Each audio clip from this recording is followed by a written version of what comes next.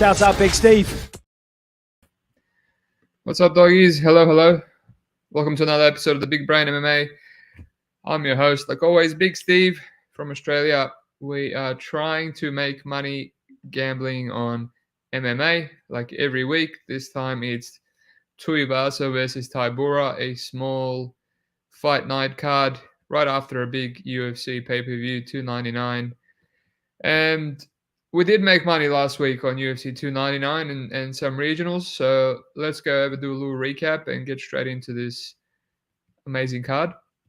So pre-bets all week, was Rebellis, the Spine versus Parisian. I had $1,000 on round one at almost pick'em, 2.5 a unit. I had more than a unit, almost $2,000 on the under 1.5, $1.40, which felt square.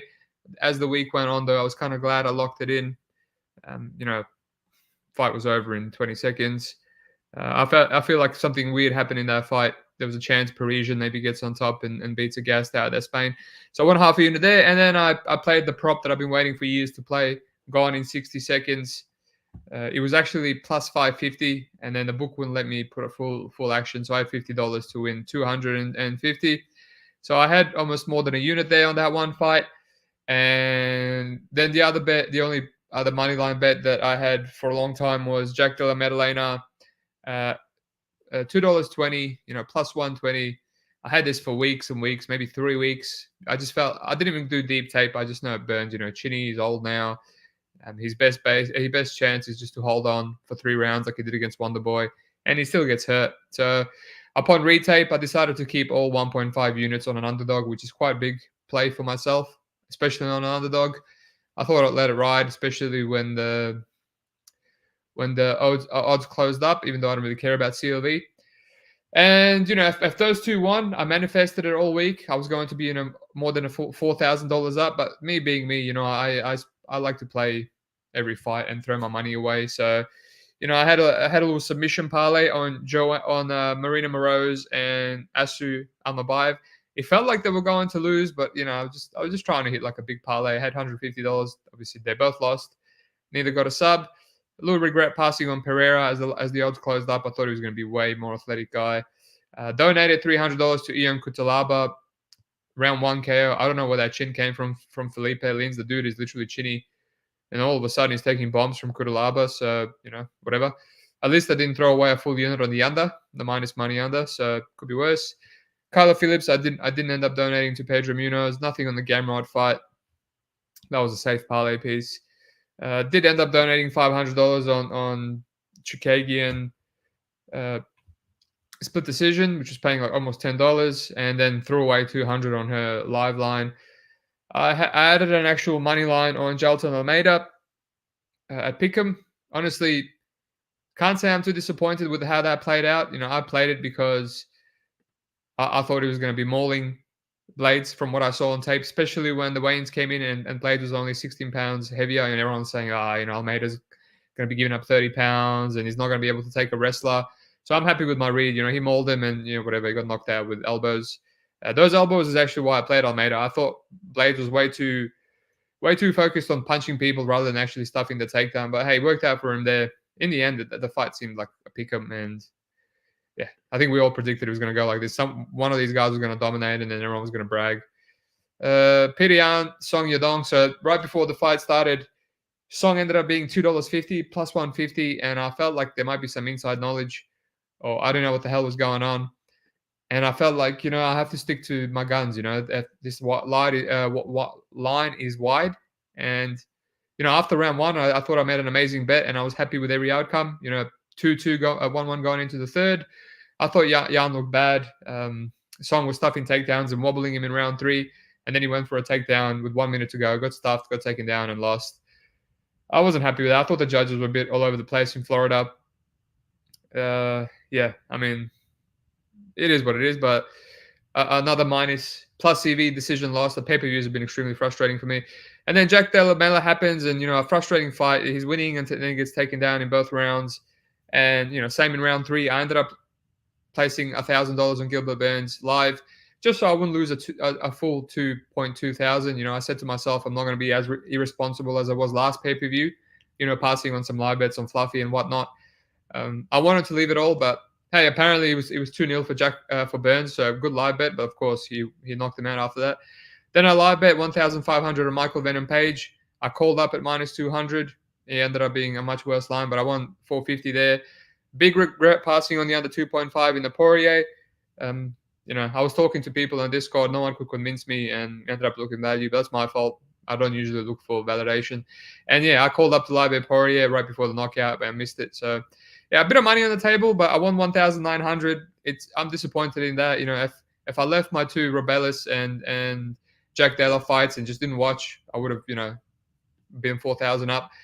That's I know a lot of people lost money on the pay-per-view, but I don't compare myself to them. Like I'm my own competition, and I would have liked to do better. But the good news is this is the first profitable, actually the second profitable card.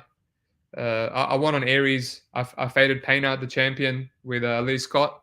I won $500 there. I wish I went bigger, and then I lost some other pokes. So only $1,300 down after losing the first UFC and a bunch of regionals. So that's easy peasy. Profit this week, profit next week, and we'll be in profit again for March. But yeah, let's get into it. Full disclosure, I just made my first bet on this card, so let's get to it, shall we? Chad, Anoling versus Karalampos, Giorgio. I get the line movement on Chad. I personally can't play him now. I don't want to say it's a dog or pass. I feel like maybe the line is accurate now. Giorgio is nothing special, really. He's just wings, overhand rights and overhand and left hooks. And he mixes in wrestling, and he has a good calf kick, and that's about it. His level of competition is dreadful. Cameron Smotherman was the best guy he beat on Contender Series. He ran through him. I don't know how that fight would have played out if he got extended. He probably would lose. And he's not really good on the back foot. Chad is a lot more well put together. He can fight on the back foot. He's got good counters. Both these guys have calf kicks, and they're both susceptible to calf kicks. I just can't play a 37-year-old Chad. I faded him at almost -200 versus Jose. Jose had a lot more tools than the Greek, the Cypriot. So yeah, now that the line is gone, if anything, I'm just going to live bet Chad. He drops round one pretty routinely. He's a slow starter. He's weak. He gets hurt. He gets taken down. He's a really unathletic, old man. So I think the wrestling will be there for Giorgio if he doesn't KO him in the first. So yeah, I think it's lined accurately. I'm even tempted on the favorite and look to live bet out on Chad, but I'm just going to leave it and look to live bet Chad if he makes it into the third round. I think his cardio and his mixture of his tools will do him good here. Thiago Moises versus Mitch Ramirez. Short notice fight. I mean, no way in hell would I ever play this kind of line on a bum like Thiago Moises on the Pansy Boy. But he does have more tools. Mitch Ramirez, he's a big lightweight. He fought on Contender Series at welterweight, and then he had a round 1 KO on LFA at lightweight. I didn't think he would make weight, but he made it. Props to him. He's a huge dude. He hits hard, but he's too slow. I don't have much footage of him on his back. Obviously, Moises is going to grapple here. Other than, let me just have a look. Other than when he fought Kenny Correa, who was a 3-5 guy, and he kept getting reversed there and back and forth. Put himself in some guillotines. Although I will say this guy hasn't been fighting for long. 2019, he was in jail before that. You can expect a lot of improvement. I just don't know how he wins this fight outside of round 1. He's very slow, very lumbering. But I will say two of his best wins, let's say this Arion Tavares, who was 5-0, and Ayajin Majdeddin, he knocked them out both in round 1. So that's his path. The guy cracks, cracks hard, and we've seen Thiago Moises crack. It's just after that, I feel like, Moises will use his overall game to win. So, yeah, maybe the under here, but the under 2.5. I mean, it took Moises a while to get a submission on Costa, and I think Costa's nothing special. Malzik Costa, he's undersized. He took that fight up a weight class, and then he dropped back down. Whereas, Ramirez is dropping down from welterweight. I'm pretty sure he's fought at middleweight as well. This dude is big. He actually knocked out Ryder Newman on Contender Series. I think that was at welterweight. It was too. So the guy can crack. So maybe the under there is just a little bit juicy for me. But I guess 2.5 rounds gives you a long time. And maybe live bet Thiago Moises, right? because Mitch Ramirez does slow down out of the first. Alrighty. Whoops. That wasn't meant to happen. Now you can see my head. Share screen, share screen. So I wasn't really going to do this card, but here we are. It's last minute. When I move out into my own house and have my own office, I should be doing... This is the time that I might be doing the podcast. So I know I don't have many American viewers at the moment, but it is what it is. I like to do late night talks, you know. Danny UFC, liking this time for the pod. Good morning. I guess it's going to be good for the England viewers and the Europeans. Tape says Chad, metric says pass. Yeah. Chad live bet. Carex, thank you, Big Steve. I don't know what I would do without your breakdowns this week. Oh, well, I'm sure you would survive, mate. I'm sure you would survive. The random 3 a.m. Well, it's always 3 a.m. somewhere around the world, I guess. Every single person on BetMMA is Moises as of 6 hours ago. Squares. I mean, what are you going to do with Moises at that price? Corey McKenna versus Jacqueline Amarine. This was a popular play. Obviously, a ton of line movement on Corey McKenna, especially now. I actually had, barely plus money, $2 on a stay line, and I ended up cashing out. There's a lot of relevant footage. The Durf on regionals, the chick that's in Octagon right now, and Kay Hansen, who's awful, always had awful wrestling and took her a while to get going. She took down McKenna. She took her back. She took her down in round 3, stayed on her for a long time. And, people are telling me, oh, that was 4 years ago. That was 4 years ago. But, Curtis Blades' bad takedown defense was 10 years ago. And the way he won over Cody East 10 years ago is exactly how he won over Gelton Almeida. And his takedown defense still sucked. So sometimes you have to take the only relevant footage that's on tape and make do, right? We don't have anyone else trying to grapple her. Miranda Grange is awful. Cheyenne was just running away. She couldn't control Elise Reed. That was 2 years ago. So that's all we have. The only person to actually try grapple her was, Eva Durth, who got her back, took her down a bit, and, Kay Hansen. And Kay Hansen's a better wrestler. I know Jacqueline Amarine, bad look against Sam Hughes. And I will say Sam Hughes actually has awful takedown defense. She was getting taken down by Piero Rodriguez all over the place. But in that situation, takedown, why can't she take Corey McKenna's back? She is levels above in straight jiu-jitsu, right? And even in MMA, her passing is amazing, very amazing. And she's not a bum, especially on top. She's not one of these, she will pull guard, which is a bit of a concern against Montserrat Ruiz. But, hey, she got sweeps, so I don't really like that. So if anything, now that the line is gone, I would rather live bet McKenna. No way I can play this $1.60. But why can't Amarine have improvements, right? She's young in the game. The debut obviously is forgivable. She almost had a rear naked choke. It was deep. That's as close as you get to a finish in your debut as you can get. And I don't want to waffle on about this. It's a pass. It's a dog or pass. If you're brave enough to take Jacqueline, you can get out live. But Corey definitely has a path, right? She's really good with the ground and pound as well. So the way I see this fight's going is Jacqueline maybe gets some positions. Corey gets out, gets on top, and then throws a few punches, steals the fight, just how she did against Kay Hansen. She robbed Kay Hansen there. So, dog or pass. I'm looking for some live betting. You will see this card has a bit of a theme to it, right? Minimum bets for me, and live betting is the way for me. What do we got? You're mad. I'd still take Gelton. How many times does hammer fist from that position happen? You know what? I don't want to sound like some pretentious know-it-all. I actually felt like that was Blades' path to win because I like his. I mean, that's how he knocked out Cody East, and he's repeated it again. And the only other time someone tried to take him down, not Volkov, Daniel Emilenchik, he almost got taken down because he was too focused on punching instead of stuffing the takedown. So he goes for it, He goes for it. And Gelton gassed himself out. I forgot to mention I did live bet Blades for a little bit, but I didn't completely cover myself. I should have live bet more. Alrighty. McKenna got married, had a baby, plus viral infection during her layoff soon.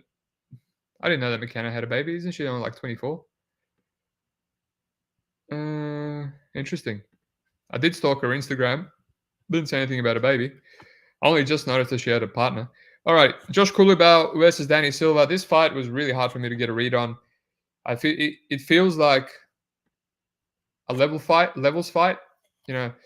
On tape, Danny Silva seems like the side, pressure, extremely durable boxer. He's going to make Kibal uncomfortable. And then, you look deeper and Kibal is fighting the best of the best. I should take that back, but he's fighting much better strikers than Danny Silva. Malsi Bagdasarian, Songwon Choi, who's came in with a Muay Thai background. Lerone Murphy, who's just good everywhere. Charles Jourdain, you can crap on Charles Jourdain because he's pretty inconsistent, but he will beat, a mid-level kind of guy in the UFC, and his striking is decent. He's got cardio for 3 rounds, and he's got way more levels to his striking game than Danny Silva, who's a pressure boxer, rip the body, and he's got a nice calf kick. His last loss, Danny Silva lost to Canon Kwai. He was easily wrestled. He won round 3. And this Alex Valentino Ortega, that fight was made on hours' notice. I remember that LFA card. Everything fell apart. So they gave him this absolute bum. And this bum still backpacked Danny Silva, jumped and took his back. So he's got some issues with takedowns and jiu-jitsu, which makes it kind of scary because we've seen, Kibal losing and then lock up an opportunistic rear naked choke over Melsik during a slip. His wrestling does suck. He hasn't hit one takedown. He's extremely unathletic. That's his issue here. So if anything, I get why he's the favorite. He should be the favorite just on a level of competition alone. And he's really good on the back foot, right? He's good at pull countering. He's got good distance management. He kept dropping Choi. But, I don't want to assume. I don't know. It's tough to get a read. I see people saying Danny Silva's got more volume, this and that. It's like, but he's got more volume than a lot of these dudes, and he's winning, 29, 28 decisions. He's still hittable. So it's not all about volume. You got to have some more tools than just being a pressure punching bag. I'm still coming around to Danny Silva, though. It's a tough one. It's a tough one. Josh doesn't really cover his line either, right? He looked like he was levels above Sungwoo Choi, and that fight ended up going to split, and he ended up getting backpacked himself in round 3. Also, Lerone Murphy, he was always going to maul him because the athleticism gap was big. Danny Silva doesn't really grapple, and Lerone Murphy hurt him to the body in round 3, and I think Jourdain hurt him in round 3, and I think obviously Choi backpacked him in round 3, so could be another live bet fight. See how he's going. He's obviously going to have advantages early over Danny Silva, Danny Silva's debut, and then look to live bet, but nothing here. It's a really tough fight to get a read on for me personally. All right, let's move on. Ode Osborne versus Jafel Afio. Take it easy. My dog's just coughing next to me. No respect. Alrighty, I mean, I would personally rather play Filo here as a favorite. Originally, it was another live bet fight, which, I mean, have a look at this card. So far, Chad's live bet, Moises is a live bet, McKenna's a live bet, Danny Silva's a live bet. And, Ode is good in round 1. He always is. He does what he needs to do. Extremely athletic and hard to deal with. And, you look at Filo, he's got some weird moments in his fights. He's kind of he's flopping to his back. He doesn't like leg kicks against Roybert or Chiveris on Contender Series. Same with Mokaev. Mokaev's mauling him on the ground. He's kind of trying to play jiu-jitsu too much. And same as Barez. Barez almost kills him. But he comes back, He doesn't have any KO losses. He actually has been submitted twice, which is interesting for a, high-level black belt. And, getting submitted by Mokaev, all people too. So he's got that issue with submission. I don't think someone like Ode is going to exploit that. Ode might, hurt him or something, or be at a much bigger speed disadvantage. But I think Daniel Barres hits a lot harder. It was ripping the body. And, it's a lot easier to get hurt to the liver than it is to the head if you're durable. So, yeah, I would rather play, Filo here. Hopefully the line comes in some more and just, get through the early moments where Ode is looking good. But, yeah, Ode just makes mistakes and he gasses out. And, yeah. I mean, that fight that he beat Charles Johnson in it's more Charles Johnson's fault than anything. So I also think Jafel Filo can knock him out. He can submit him. The under is a bit juicy. Let me just see what it is now. Maybe it's moved under 2.5. Oh, minus 200. That's disgusting. And Filo inside the distance is barely plus money as well. So a bunch of disgusting lines, really. Let's move on. What do we got next? Intermission music. Alrighty. Oh, beautiful fight, literally and figuratively. Josie Nunes, beautiful nickname, against Chelsea Chandler. Doesn't even have a nickname. It's boring. Let me address the comments first. Jono, Ode proven to be a front runner and a quitter. Looks to the door when he gets extended. Filo 2-3 sprinkles, KO 7-2. from Akai. Look, I get it, but the more the week goes on, I just feel like I don't want to miss out on Filo round one. Like, I feel like one takedown and he could sub Ode. Yeah. As I said, hopefully more money comes in on Ode. So this fight, I see Chelsea Chandler is a very popular dog. Both these girls, fought at featherweight, and now they're dropping down to bantamweight, which is a better weight class for both of them. I personally lean Jose Nunes. She's been my girl, right? Whenever I played Bear Maleki, just because she was quote unquote taller and much bigger, she got knocked the F out. One of my favorite bets. People almost bet Bear Maleki to minus 200. And then, I'm not hating, I know some of my sharp friends were on her too, but it's just the tape told me that Jocelyn could just kill her. It was levels of athleticism and power. And I feel the same way here. I taped Chelsea due to the people that I respect playing her. And, I tape the Norma fight, and I never remember Norma making her go limp against the cage. She runs into the cage and she hits her with a follow-up punch, and her knees go limp. Jason Herzog stops that fight, easy peasy. That would have been a clean KO. And yes, Norma does crack, but how many people, her girls, has she knocked out? Made go limp like that. She beat the crap out of Smith, couldn't knock her out. Felicia Spencer couldn't make her go limp. Macy Chason is flaky. She couldn't do that to her. So then I watch another fight. Courtney King, she gets dropped in round one. Watch the Brittany, her first loss gets dropped. And yeah, how can I not assume that Jocelyn Nunes is going to kill her? Right, yes, she's got bad takedown defense. And Chelsea, she kind of cracks hard as well. But, somehow Jocelyn hasn't been submitted by Talita Santos and Diana Barbosa, who just got signed to the UFC, and she's a black belt in judo and jiu-jitsu.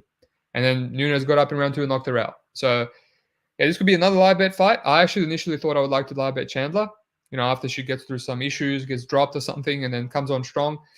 I don't think I actually like Jocelyn's cardio, and I think, hopefully she gets grappled a bit and comes out round two and kills her. But this is my first play. I played that doesn't go. I don't know what's up with Bet Online. I still can't play that doesn't go, and it's annoying me. So I just had to wait on Pinnacle and played it, and also Bet365 has a nice $1.80 line. You can get plus money on the other 2.5, but I just thought I'd be safe. You never know. Maybe Chandler's the first person to submit her. She's got good ground and pound on top. Nunes doesn't really have any get-ups. So if she can get in mount, she can ground and pound her. So we'll see. But yeah, I got half a unit on doesn't go. And if I had to pick out of the two, I would say Nunes by KO over Chandler finish. Weighing up the Filo or the unders. Filo looks wild but fragile and huge. BJJ discrepancy. Yeah, it's just the minus 200 is a bit. How you going? Mike Davis, Natan Levy. I'm just going to save some time, pass on this. I missed that on the early line, and people are still steaming it. I guess it's a good parlay piece. I just don't know. Whatever. Let's move on. I've got nothing to parlay it with. Definitely not parlaying with Kennedy and Chuku. That's all I'll say. Or Gerald Meerschaert. So Gerald Meerschaert, Brian Barbarena. I didn't go deep into this one. My friend also has the early Gerard line, and he has the early Mike Davis line, and I don't know. I know this is a middleweight where Brian is not really meant to be, but honestly, in that Mahmoud Muradov loss, I thought he looked better than I expected. Either that or Muradov is just washed.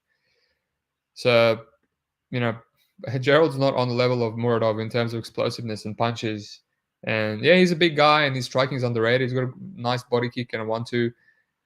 He is a big middleweight, but his wrestling is average. He can probably muscle down Brian Barbarena since everyone can take him down. But I have no strong takes here. The under here is just an unplayable price, $1.66. Why is it so favored? Because GM3 submission.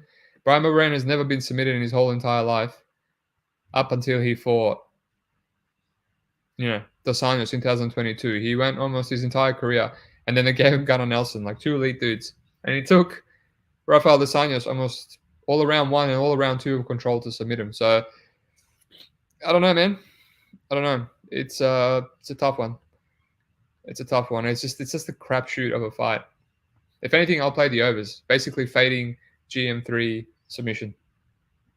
And GM3's chin so bad, I wouldn't even be shocked if a welterweight like Brian Barbarena with overrated power knocked him out.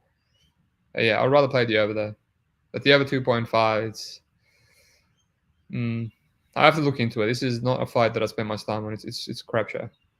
Speaking of fights that I didn't spend much time on, Penny Kianzad versus Macy Chason.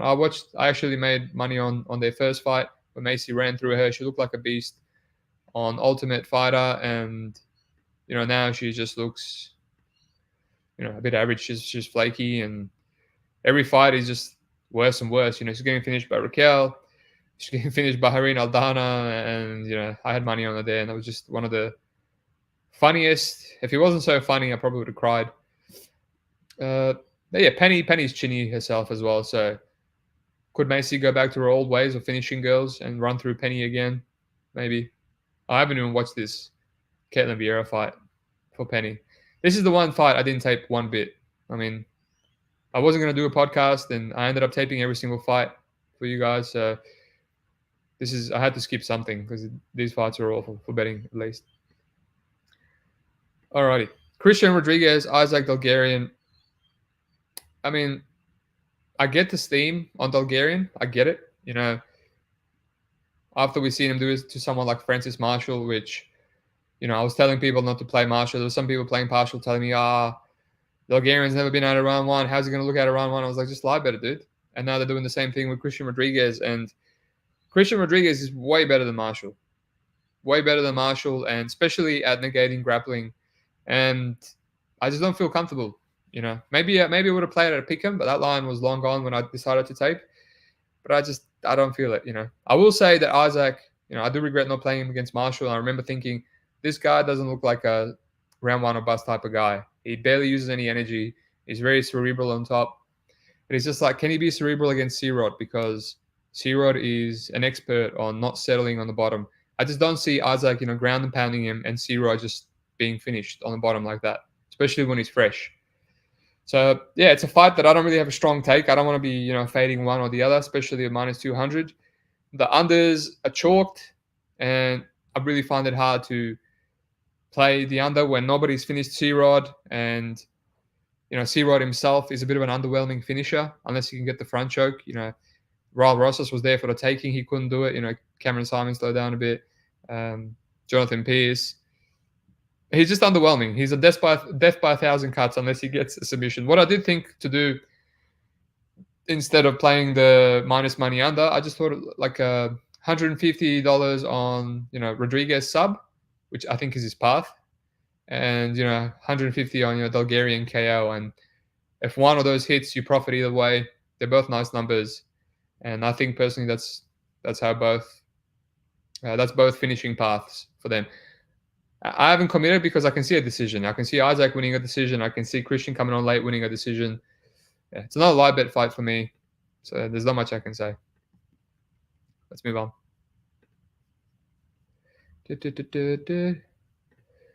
Yo, Matt, do you think there's any chance Davis KO can happen? I definitely do think so. And Natan Levy's been hurt a bunch by Breeden and on LFA and just dudes that don't really hit that hard. It's just Davis is a bit of a negative finisher. He should have finished Slava. He should have finished Gifford a lot sooner.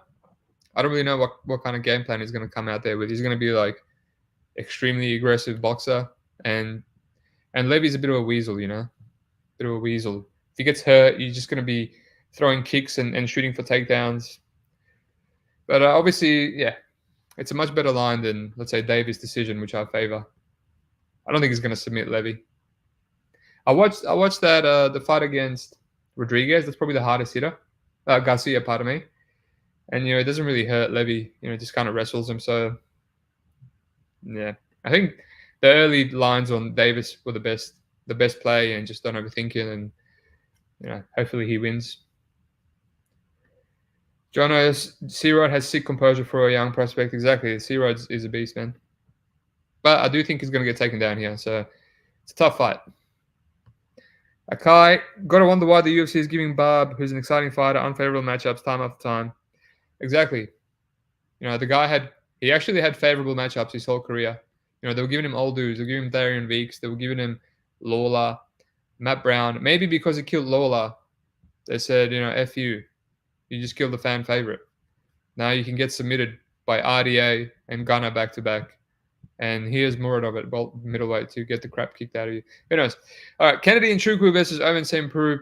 Oh, this is an awful fight. This is I'm definitely not someone that would parlay Kennedy and Chuku. The guy, just his durability is not trustworthy. And even, almost Kuralaba and Devin Clark almost knocked him out in round one as well. I faded him against Jacoby. I have a strong read on this guy's chin. I know what it's about. Owen St. Preux, I mean, it would take some sort of miracle for Owen St. Preux to beat Kennedy. It would probably need to be a finish. The unders, I taped considering the under 1.5. It was much more chalked before. And I left thinking I'd rather play the over here, right? Owen St. Preux, he just kicks. He just heaps at a distance and doesn't do much. He really should have finished Mauricio Shogun, who I didn't do much. Didn't get close to finishing Hill, didn't get close to finishing Tanner. He's just happy to stay on the outside.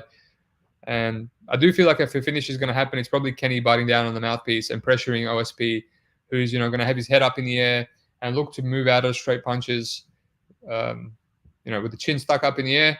But yeah, I just feel like, especially after that KO, Kennedy's going to, come out slow. And he's usually a slow starter. So yeah, I think the over is the play here, plus money. It's just, these are not my favorite overs, on a washed guy like OSB. You never know. Maybe fight starts round 2. Or possibly, Kennedy round 2 and 3. But looking at round 2 on Bet365, it's disgusting. Disgusting price. Alrighty. I guess you can hope for the best. So that's something, the OSB does something in the first round and it at least blows out to $1.35, maybe $200 even. And then you can live bet Kennedy like I did with MVP, but who knows. Brian Battle versus Ange Lucer. Finally a decent fight. I'll take that back. This shouldn't be a co-main event, but at least it's, two decent guys at welterweight in their primes. And, I taped this because, Dogfather, as you might know him, he's completely washed, but he still has some good reads every now and then. He thought the under had some value, and I get it. Brian Battle gets hurt a lot, gets dropped a lot, should I say. Ange Lucer, despite being incredibly durable, hurt by Fletcher, almost finished by, McKee, which was a weird look. Something's up with that guy. And, yeah, I just feel, Brian Battle is extremely durable, so even if he gets hurt by Lucer, he's just going to recover. So, I don't know. I don't feel like playing that. And I think, someone like Treyshawn Gore at middleweight hits a lot harder than Lucer. And, I actually left thinking after tape that I like Lucer as an underdog. And that's saying a lot for me because I rate Brian Battle's game. There's a lot that's missing. He's got a lot of holes. Like, he's not athletic and he can be cracked, as I mentioned, and he can be taken down. And he kind of has to build into the fight. He's one of those guys that loses and then until he's winning. But I can respect the cardio, the toughness, and I can respect making adjustments. Right. So a lot of these guys that are losing till they win, they make adjustments. And Brian Battle is one of those guys. And those guys, they have good IQ. That goes a long way. Whereas Lucer's the opposite. He just muscles everything. He uses a lot of athleticism. He's strong. He's powerful, durable. But I don't like his game. 1-2 down a pipe, mixes in takedowns, and that's it. And, when he fought actually a high-level Muay Thai striker like with Zez, he, when the 1-2 wasn't working and he couldn't take him down, he's just drawing dead, Took down Jack Dell a couple of times, and when he couldn't hold him down, he was the way worse striker. So I think Brian Battle is going to have the better volume, and Ange Lucer is going to have the moments with the 1-2 because everyone has against Brian Battle, and he can probably hit some takedowns too. It's just I don't know if I can back Lucer. I hate the guy. I tried to fade him with Reese McKee, and it almost worked out. I mean, that was a really winnable fight for Reese McKee. It's a shame about his takedown defense, and. Yeah, I faded him with Jack Della. Jack Della was almost pick him there before people caught on, the odds caught on. And yeah, I don't know. I just hate trusting someone like Lucer, He almost got knocked out by AJ Fletcher in round 2. He's lucky that Fletcher completely died. I just feel like he's going to be winning, and then Brian Battle's going to come into the fight, and then it's going to get sketchy. And maybe Brian wins a minus EV decision because he's got a lot more volume with the kicks, and he can adjust. And maybe even finish Lucer, who just keeps trying to wrestle and maybe puts himself in the guillotine or gets rear naked choke. Brian Battle actually has a really nice rear naked choke. I respect the jiu-jitsu game. But yeah, it's definitely a dog or pass. I mean, Brian at minus 200 now, I can't play him with all the holes that he has. So potentially another live bet fight. And yeah, I don't know about the unders. Maybe the under. I don't know. Tough. It's a shit show fight. Which is the theme of the card, I guess. Speaking of shit show fights, the main event, Bam Bam Tuivasa versus Marcin Tybura.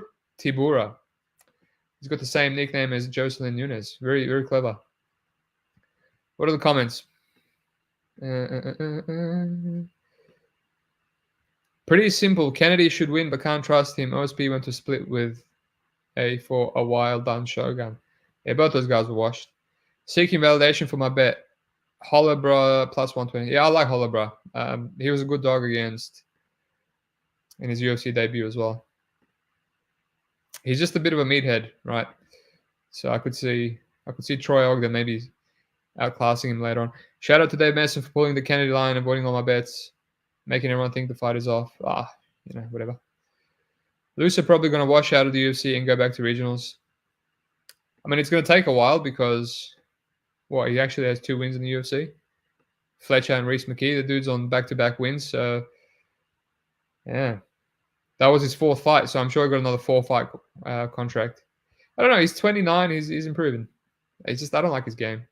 All athleticism. Very close to a Lucer bet, and the under is tempting too. I mean, it's one of those ones where my hand is forced. Give me the alcoholic to win here. Let's get into it, shall we? So this is a fight. It makes complete sense why the line hasn't moved all week. Maybe it has now. I think it's gone to pick him. But essentially, I still have $1.80 here for Ty and barely plus money for Tybura. There's a few things I considered. I really like the under 1.5. It was there for like 3 days on where was it? On Bet Online at plus 145, $2.45. That was going to be an easy click. I was lazy. I don't know why I think these lines will wait for me, and then I was annoyed that I let it pass. Yeah, but that would have been a much easier play. I feel like if Ty is going to win, it's going to be in the under 1.5. A lot of his wins are early in round 2, so he still covers the under 1.5. Now, a pick him, I'm not really interested. I contemplated the under 2.5 at minus 200, bet 365, the alternative under. That's also hit. It's $1.40 now. And I didn't have too much conviction on the Tybura side. Tybura usually breaks really slow, really gassy and bad dudes on the ground. And he doesn't practically wrestle early, right? So, didn't really bother against, even until round 3, didn't really bother against Harris until he cracked him. Couldn't get any takedowns against Greg Hardy of all people. I don't think that Ty is that bad of a grappler. I think he's improved a bit. And, even back when he was crap, it took Spivak 6 or 7 takedowns. And he had 6 or 7 get-ups for him to finally gas out and tire out. So, first of all, I don't think Tybura is that great of a wrestler. His best takedown is when he catches a kick or when he locks his hands around your waist. Otherwise, when he's clinching up with you, I think Ty can easily dig underhooks. He can reverse him. He can maybe knock him out against the cage. He's got beautiful elbows against the cage. It's how he knocked out Sakai, Struve, Derek Lewis.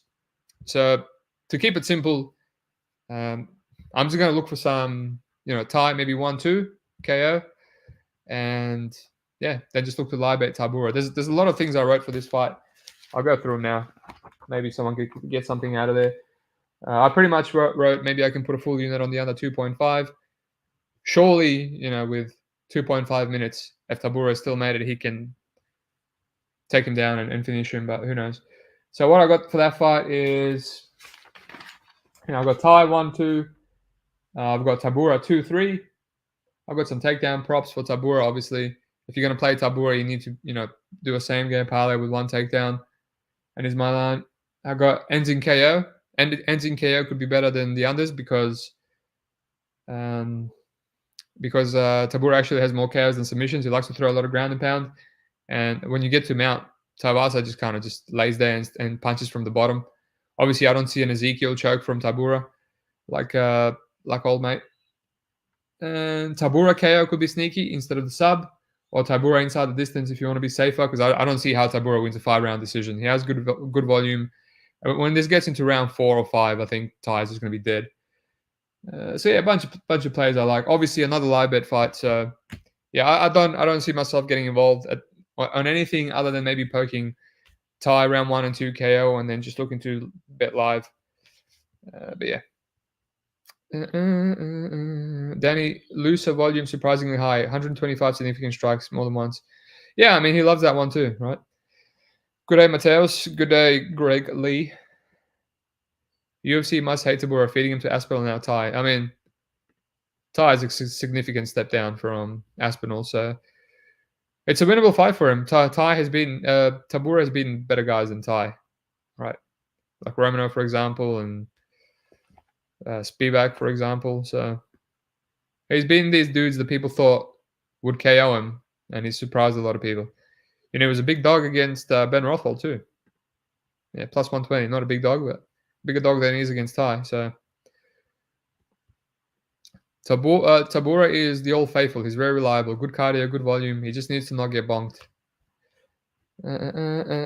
Just having a look. What they could have done, they could have matched him up with Jairzinho. I had Jairzinho at Pick'em, and he would have killed Tybura. He would have absolutely destroyed him. So he's lucky they didn't rebook that fight. That's a much worse fight for him. Alrighty, let's go through what I have. 41 minutes. Jesus. I really wanted to talk less on this card, considering I have one bet. Alright, Chad. Live bet him. If Gregorio starts out well, which he probably will. I might even get on Gregorio money line if more money comes in on Chad. Moises, I mean, maybe the under here, and maybe look at some live bet Moises. Live bet McKenna. I thought about her decision, but it's pretty much like money line now. Yeah, I don't know about Josh Kibal, Danny Silva. Maybe Silva live, and maybe the unders could be sneaky because Silva does rip to the body. I forgot to mention that Kibal was hurt to the body. Osborne, it's Filo or pass for me, or live bet Filo. Nunes, I got the doesn't go here for half a unit. You know, it could be a tilting decision, so I didn't go big. But Nunes really should KO her. Mike Davis, yeah, it's a setup match for him. Misha, Barbarena, I got no opinion here. Penny, just no opinion. Dulgarian, Rodriguez, yeah, tough fight. I'm excited to watch this. Hopefully we get some more answers about Dulgarian. Zero Saba, Dulgarian KO, decent prices. Kennedy, nothing. Lucer, Dogger Pass, live bet, Brian Battle. And Ty 1-2, live bet, Tybura. Maybe play some ends in KO, which is probably going to be crap because it's over 5 rounds. It's going to be like $1.10. All right, that's it. It is what it is. I actually do have one bet. So when I asked if people want a podcast with no bets, you all said yes. So you got something out of me. I was going to do a Cage Warriors instead, but I thought it'd be too long to tape 2 cards. I did play some O'Meal Brown unders, under 1.5 on the first card at $1.70. That's moved quite a bit now. I think that rabies Israeli Jewish dude should probably make it a swinging war and someone's going down. And then what else is on that card? I played one more bet. Oh, I bet let me just have a little look-see. I bet that Italian guy versus Connor Wilson. And I actually bet plus 170 and it's plus 150 now on a lot of books. So I think that's a decent place to let. It's gonna be a little sweaty early because Connor is the much better striker early, but the guy hasn't beat anyone good. He loves to implode. He loves to get subbed, and I like the Italians. I like his heart and the grit to come back even when he's losing. He's just a little bit of a weenie early. What do we got here? My boy Danny, thoughts on plus 125 Yusuf Zalal upcoming return? This is Billy Q. I don't mind it. Billy Q is not really worth it. He's not really worth it, personally. Minus money, he's always losing until he wins. And Zalal's incredibly durable. It's just a tough fight to get a read on. I need to look at Zalal, see what he's done on the regionals. Let me have a look now. Why not?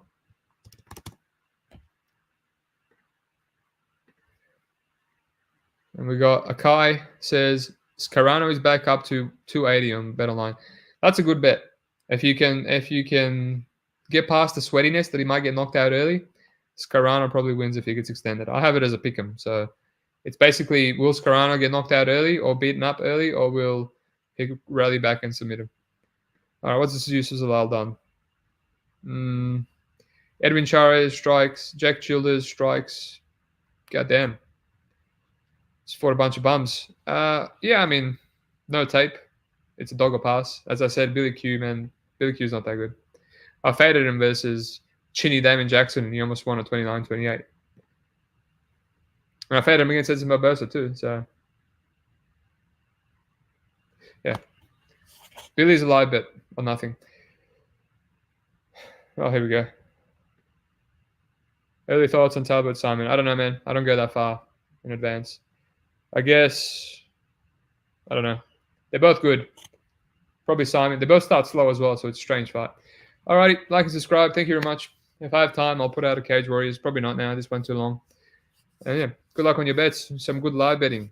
Some good live betting this week, hopefully. Peace out.